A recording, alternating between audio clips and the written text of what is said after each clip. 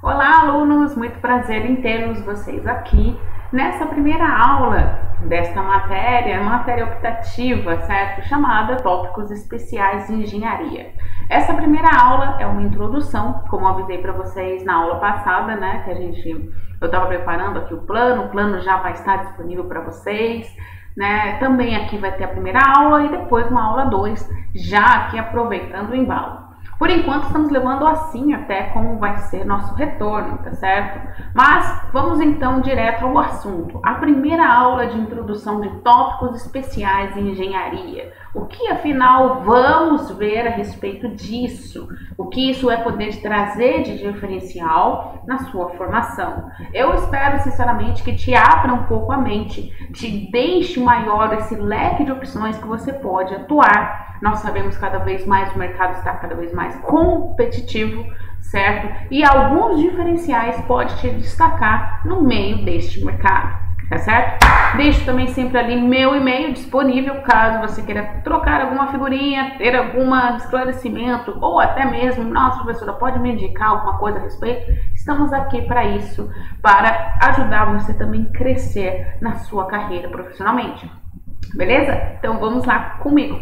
Bom, pois bem, né? Vamos então primeiramente saber aqui o que eu tenho nessa ideia dessa matéria, né? Desse tópicos especiais de engenharia. Antes de tudo, né? Não me apresentei, muito prazer. Meu nome é Ximena Covidios e eu vou estar com vocês aqui ministrando, tá certo? Se eu conheço alguém, já dei aula em algum momento, né? Me desculpe, eu não vou reconhecer pelo nome, muito menos só pelo nome, né? Mas so sorry, seja bem-vindo se eu já te dei aula antes, tá? Então vamos lá ao nosso prelúdio. O que queremos aqui? Este curso, a ideia deste curso, eu trago para vocês para tratar o que há de mais além da atuação do engenheiro elétrico, certo? Eu não sei se você sabe, cada polo onde tem algum ensino de engenharia, ele tende para uma área específica ali, que abrange ou atende as necessidades da região, ou porque ali no mercado ali é que mais tem, ou coisa assim. Mas você não está limitada a somente isso que você vê ali. Não trave sua visão, tá certo? Não seja aquele cavalinho ali que só vê ali aquela visão, tá certo? Então é isso que eu vou querer trazer para você nesse curso. Então vamos lá também. E o que há mais? Né? Tá bom, professora, não vou travar minha visão, mas o que há mais? Como eu alcanço isso? Né? Na onde eu posso ver sobre isso? Essa é a ideia que eu quero trazer para vocês, tá bom? Não são muitos que tragam assim essa ideia para vocês, essa revelação, tá? Então por isso aproveite, tá certo? Então vamos lá. Pois bem, infelizmente, desde dos primórdios do nosso ensino, né? Nós nunca temos a noção de por que aprendemos certas coisas, né? E para que aprendemos certas coisas, né? Muitas das vezes, com a pessoa ali no ensino médio, estou vendo matriz. Para quê? Então, às vezes você fica meio perguntando, né? Como, por exemplo, isso para quê? Certo? Aqui, então, vamos trazer aqui nessa aula de introdução um pouquinho mais a respeito disso. E o mesmo ocorre em cursos de graduação. Muitas das vezes a pessoa entra com uma ideia X, achando que só vai fazer aquele negócio X, mas às vezes você está se limitando ali, certo? Vamos trazer mais ideias para que você possa atuar. Não seria mais claro e talvez objetivo o porquê, para quê e no que será aplicado quando você aprende certas coisas, até mesmo na graduação, certo? Seria muito melhor. Você poderia, nossa, realmente faz...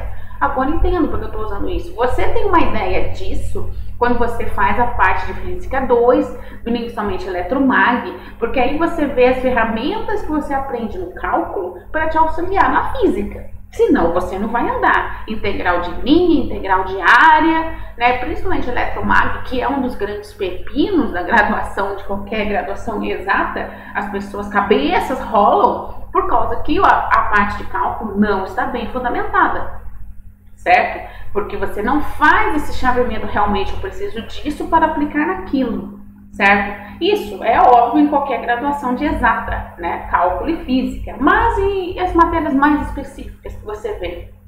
Então vamos lá então a respeito falar mais disso nessa aula de introdução. Pois bem, por exemplo, vamos lá dar um exemplo bem legal para vocês. A nossa querida chamada série de Fourier, que já deve ter sido algumas dores de câimbras cerebrais,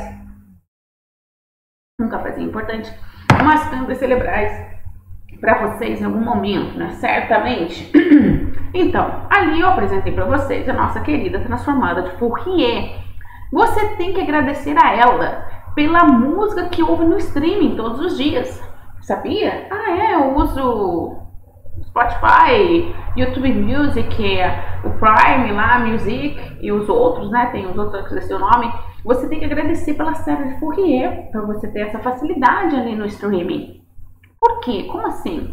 Olha só, a equação permite aos matemáticos, né, a nossa equação ali de Fourier, permite aos matemáticos compreender rapidamente a frequência de qualquer tipo de sinal. E isso é uma façanha. Vocês vão ver até mais para frente, por meio de série de Fourier, um dos tópicos aqui dessa matéria. Você tem até o rastreamento, tanto de veículos civis, como também na parte de defesa. Você acha o quê? Como que você tem aquela noção, não sei se vocês já ouviram falar, aquele escudo, né? O Sheldon Boom lá de Israel, ele tem um escudo que é antimíssil. Como você acha que ele faz isso? Por série de Fourier. Série de Fourier é um dos princípios ali utilizado. E eu vou falar um pouco disso para vocês de detecção de alvos, até na parte de defesa. Vocês vão achar interessante. Então vamos voltar aqui. Além de ser utilizada para espremer as imagens, essa compactação, se você pensar, né, cada vez mais estamos tendo mais resolução nas imagens, né, 4K, e depois vai até surgir mais, né, que você vê na internet em pequenos arquivos JPEG e até mesmo pela tecnologia dos fones de ouvido com cancelamento de áudio, né, tem alguns fones de ouvidos excelentes que até cancela o áudio externo, né, o chamado ruído branco, né, eu acho que vocês devem ter ouvido falar sobre isso. Então vamos lá, continuando nesse tema ainda. Pois bem, além disso, né, a gente tem que lembrar um pouco da música, nossas fontes sonoras, cada tipo de instrumento e até mesmo a voz, né, tem uma espécie de assinatura, porque lembra que eu te mostrei que ali na série Fourier, ela pega ali a frequência para saber o que está passando ali? E aí, como ele faz isso, professora? Para cada tipo de instrumento, a voz da pessoa tem uma assinatura. Então, nós somos únicos. Além da digital, da pupila, né? Nós temos a voz, correto? Um conjunto de características sonoras associado que, embora possa parecer subjetivo, possui uma descrição matemática extremamente precisa. Interessantíssimo isso. Eu sou apaixonada por música, vocês vão entender o porquê. Pois bem, o que diferencia um instrumento de outro são as amplitudes, né? Que as amplitudes seriam chamados overshoots, falando aqui em inglês, né? E o tempo de duração de cada um dos harmônicos presentes no som resultante e o resultado acústico da combinação das duas propriedades que tem o nome de timbre. Quem já ouviu falar sobre música, ou já estudou alguma coisa sobre música, ou toca algum instrumento, sabem, conhece essa palavra timbre, certo? Pois bem, continuando ali, vamos então aqui as fontes sonoras e o timbre, né? O som pode ser descrito em termos da sua altura, timbre e intensidade. O timbre está associado à qualidade do som. Ele pode ser comparado a uma receita mental para distinguir sons complexos formados por superposição de diversos sons relacionados entre si, né? Se você pega uma orquestra, quem já teve o prazer de ouvir uma orquestra ao vivo, eu recomendo altamente, é lindo demais. Eu sou apaixonada por esse clássico, mas vamos lá. Você tem vários timbres de vários instrumentos. Olha só no exemplo aqui que eu mostro na figura. Você tem um oboé, ele tem essa representação do timbre, e o clarinete é outro. E eles juntos, né? E eles ali juntos, eles têm uma superposição. Tá certo? Professora, o que tem isso a ver com o nosso... Eu estou te mostrando tudo isso. Foi um estudo por meio de série de Fourier, tá certo? E o que tem isso por detrás? Eu posso atuar nisso? Calma aí, vamos mostrar aqui aos poucos, né? Baby steps. São provenientes de instrumentos diferentes, são perfeitamente distintos, mesmo que exatamente a mesma nota musical seja tocada, uma vez que eles possuem diferentes receitas de composição. Por exemplo, se eu toco aqui, por exemplo, um dó, No piano, né, não tô com piano aqui, um piano dó totalmente diferente, no violão dó, o timbre é diferente, mas todos ali, você vê que todos têm o mesmo ali, o mesmo assim, você vê que estão todos na mesma nota, correto? Estão ali na mesma nota, certo? Pois bem, continuando então. O timbre está associado à série harmônica do som, onde cada nota musical é composta de uma nota fundamental e uma combinação de harmônicos superiores com diferentes frequências múltiplas de frequência fundamental, diferentes intensidades e diferentes durações. No instrumento de sopro, né? A duração será a capacidade do diafragma de quem estiver utilizando, certo? Na corda ali do violão é na intensidade que você bate. Na bateria também você tem a intensidade, né, do quanto você bate ali. Já até adianto por curiosidade, não sei se vocês sabem, um dos instrumentos mais difíceis de você afinar é a bateria. Não sei se você já viu como que uma afinação de uma bateria é tenso. Continuando então, vamos lá. Séries de Fourier, então a música. Fala de uma vez então, professora, relação. Pois bem, a análise de Fourier consiste em um método, né? Você já deve lembrar esse do cálculo matemático para determinar as diferentes amplitudes de ondas associadas a cada uma das frequências, número de pulsos, né? Que ocorre por unidade de tempo. Lembra o que era frequência? Pulso por tempo, lembra? Que compõe o sinal. Pois bem, atualmente a análise matemática tem uma utilidade prática para a música auxiliar compositores a terem controle de sua escritura musical e ainda possibilitar que sintetizadores de som reproduzam as notas quase perfeitamente. Aí você tem tanto o piano eletrônico, né? Ou então a guitarra nem tanto, porque querendo ou não, se eu escuto um pouquinho ali, mas ali, principalmente, você tem aquelas caixas de som, que já tem alguns instrumentos já ali, né? Este último poderia citar como, por exemplo, uma música gravada por uma gravadora. Ao gravá-la, a mesma terá um tamanho muito grande, né? Você grava ali, vai dar um tamanho muito grande, né? O que você tem que fazer? Isso porque uma gravação não possui perdas, certo? Cada frequência é preservada por toda a mixagem até a faixa final. Assim, aplicando a transformada de Fourier em um pequeno trecho de uma música ali na gravação, no entanto, você vai descobrir que existem alguns componentes de frequência que são incrivelmente dominantes e outros que mal parecem, né? Às vezes você nem escuta ali o oboé, nem escuta o fagote, você não escuta às vezes aquele som tão bem, e aí você vai mexendo ali no mix do som. Pois bem, o formato, principalmente aqui do MP3, faz exatamente isso, exclui componentes de frequência quase imperceptíveis, tá? Para economizar espaço, bem como alguns dos que estão na extremidade superior de nossa faixa de audição, certo? Não adianta eu colocar algumas frequências ali em uma música que eu não vou ouvir. O ouvido tem um limite, né? Porque temos dificuldade de distinguir também essas frequências. Faça isso por toda a música, cortando em milhões de trechos, determinando os componentes de frequência importantes e jogando fora aqueles que são sem importância. Agora você enxerga um pouco melhor a série de Fourier, né? Não vai ouvir a música como antes. Pois bem, o que resta são apenas as mais importantes frequências ou notas que podem ser tocadas em seus ouvidos para representar com bastante precisão a música original, tá? Ah, e este arquivo tem menos de 1/10 do tamanho original. Interessantíssimo, né? Você vê como, por isso que aquelas antigamente, você vê os primeiros LPs, né, eram às vezes só uma música ali que compinha, e cada vez eles foram diminuindo, e ali digitalmente teve alguém que teve o Shazam, certo, que ali viu a série de Fourier aplicando ali, vamos ali e tal, e chegou ali no MP3. Agora tem outras N versões também de arquivos de música, de áudio, né? Pois bem, e aí entra já uma área que até mesmo, nossa, professor, eu acho legal, tem uma finalidade ali com a parte de música, até pensei em fazer música, né, na graduação e tal. Que área você poderia atuar? Como engenheiro de som. Pois é, a profissão de engenheiro de som, o que é afinal, né? Às vezes você acha, aquele cara ali, né, é muito mais do que ficar administrando uma mesa de som, tá? Você tem que ter ali ideia do que está acontecendo, correto?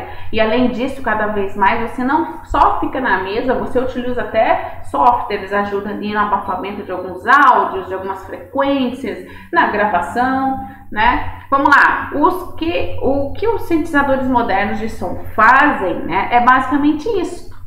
Eles usam uma série de Fourier para reconstruir sons, aproximando os harmônicos de forma discreta, usando as frequências, e daí calculam séries de Fourier usando o algoritmo que é chamado FFT, que é Fast Fourier Transform, que é a série rápida, né, de transformação de Fourier. Não, agora eu não sei como que fala em português.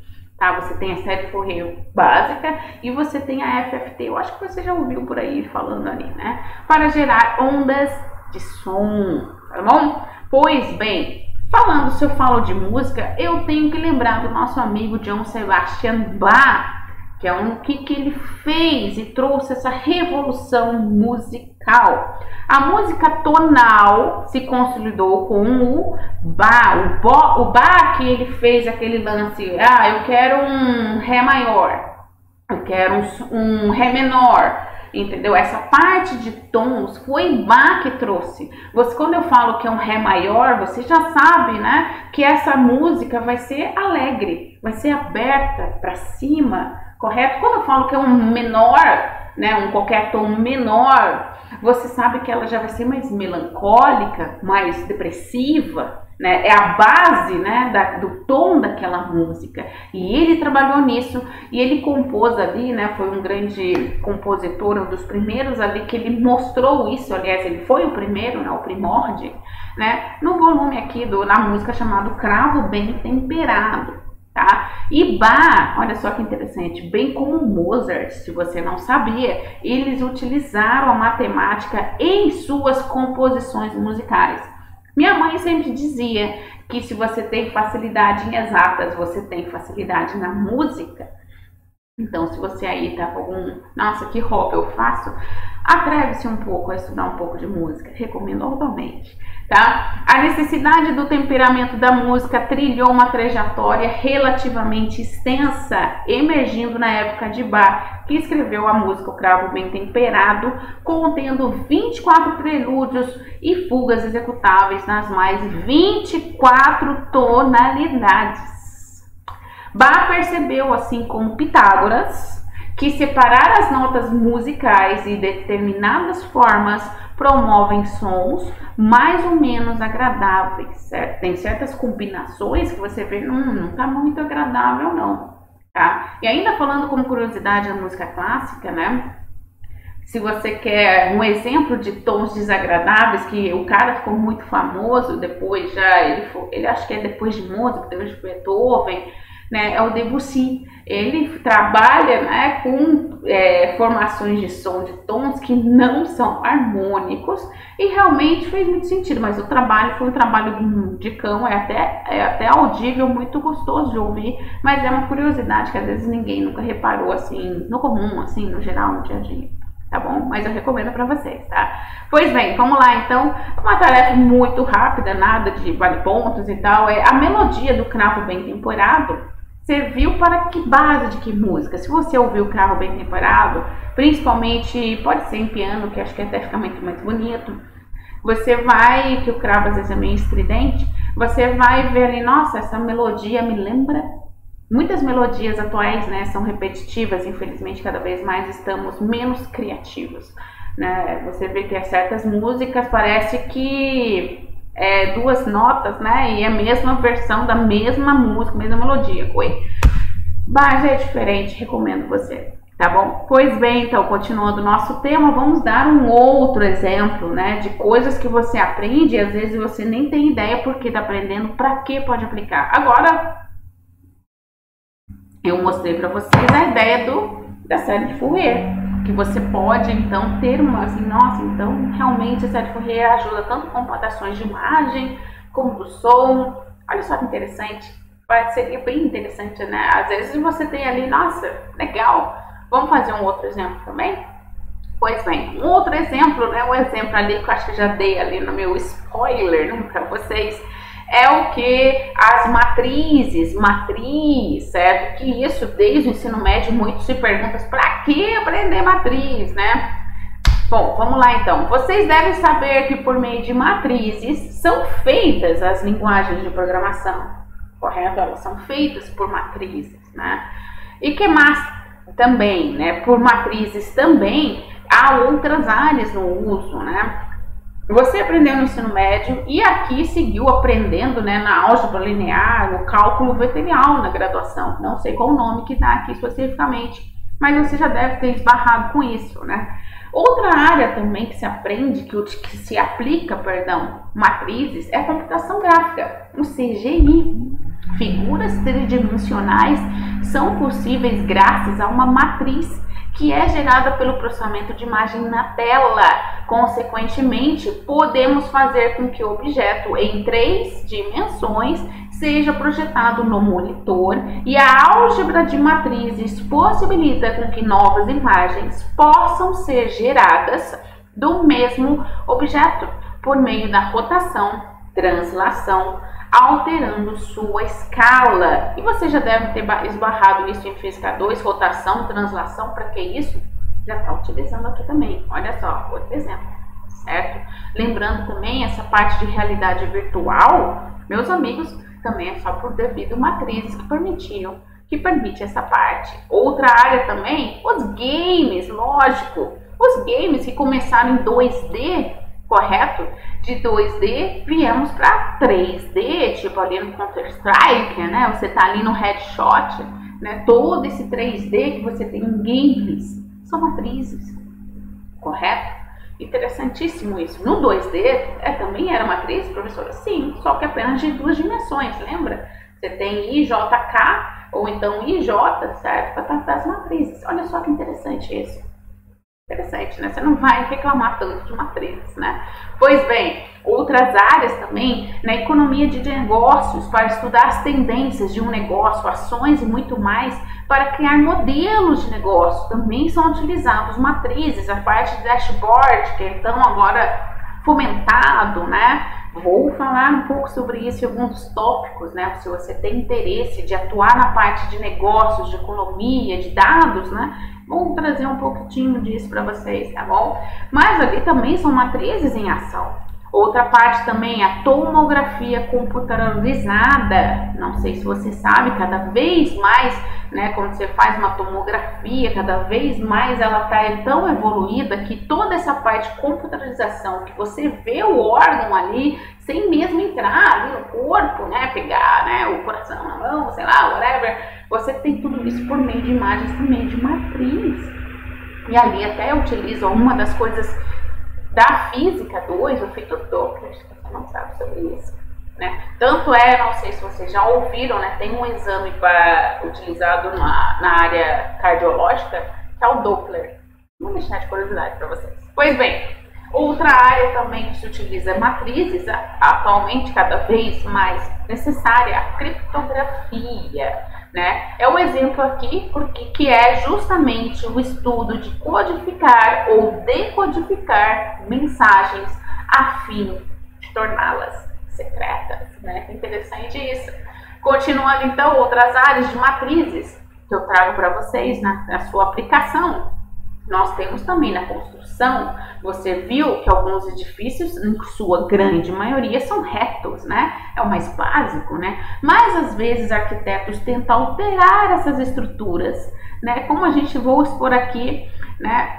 Alguns famosos edifícios, e toda essa alteração das estruturas ser só quadrado é por feito de matrizes, né? A gente tem ali tanto em Mumbai, na Índia, toda a conceptura desse cyberstructure, né? Temos também e no Japão a Sanyo, temos também essa é a torre aqui da Burj Khalifa, super famosa em Dubai, se eu não acredito ela que aqui gira até. Temos a Água Tower, né, nos Estados Unidos, em Chicago. Essa torre, ela fica, parece que tá, sabe quando correndo água assim? Tudo isso é utilização de matrizes, né, que os arquitetos utilizam, tá? E também temos o Qatar, né, no Doha. Olha só, antes nem se pensava em fazer algum edifício desse jeito, assim, cilíndrico, oval, cheio de curvas. Tudo isso graças a matrizes, tá certo?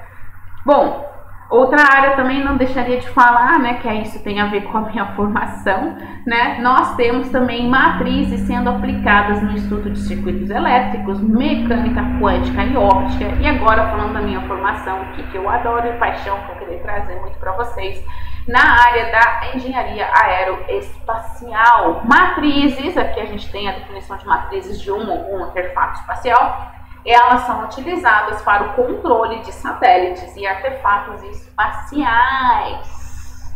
Além disso, também, né, se você gosta de velocidade como eu, o equacionamento também é utilizado nas simulações de veículos, estruturas de aeromodelismo e automobilismo, tá? Ou seja, desde aquelas empresas de construção de carro do dia a dia, como também até empresas de ponta, trabalham toda essa parte por matrizes para ver melhor a reação ali do projeto, principalmente em Fórmula 1, Fórmula Indy, essas coisas, né? Você acha que eles mexem na asa assim, vamos nos arriscar aqui. Não, agora não mais. Na época do Nelson Piquet ainda era assim, o cara era muito bom, por isso que ele tinha um diferencial, ele enxergava na parte assim, diferencial. Agora cada vez mais com tecnologias, né? Se você ver, tem uma entrevista muito boa dele no YouTube que ele fala. Agora o mecânico ali, né, do carro, né, e o piloto ali ao mesmo tempo já está chaveado lá com a indústria, né, onde está produzindo na fábrica para saber, já tem a visão de tudo. Tudo isso graças cada vez mais à tecnologia e aplicação de matrizes. Que coisa. Bom, portanto, gente, acho que vocês entenderam qual é a ideia que eu vou querer passar para vocês nessa matéria de tópicos especiais de engenharia elétrica, certo? Conhecer os tipos de controle, vou falar um pouco de controle mais específico, vocês já tiveram controle 1 e 2, vou falar um pouco mais sobre isso, conhecer suas aplicações, tá? Expor o básico da dinâmica de controle, vou falar sobre básico de controle em aeronaves e satélites também. Também vou dizer como atua sensores e atuadores na realidade. Você não sei se você já ouviu falar sobre isso, você vai ver então um pouco sobre isso, porque por detrás disso tem sim controle. Também vamos falar assim brevemente o rastreamento ali e a estimação de trajetórias, sejam de alvos, sejam de às vezes perder o sinal da aeronave. Tem como saber? Tem como saber isso sim. Vou abrir esse leque para você. Mas professora, eu não aprendi isso. Aprendeu sim. Aprendeu como eu mostrei para vocês na série de Fourier, que você aplica na engenharia do som, etc. Mostrei como você aprendeu em matrizes, você aplica tanto em controle de satélites e etc. Tá certo? Que mais também que a gente vai conversar?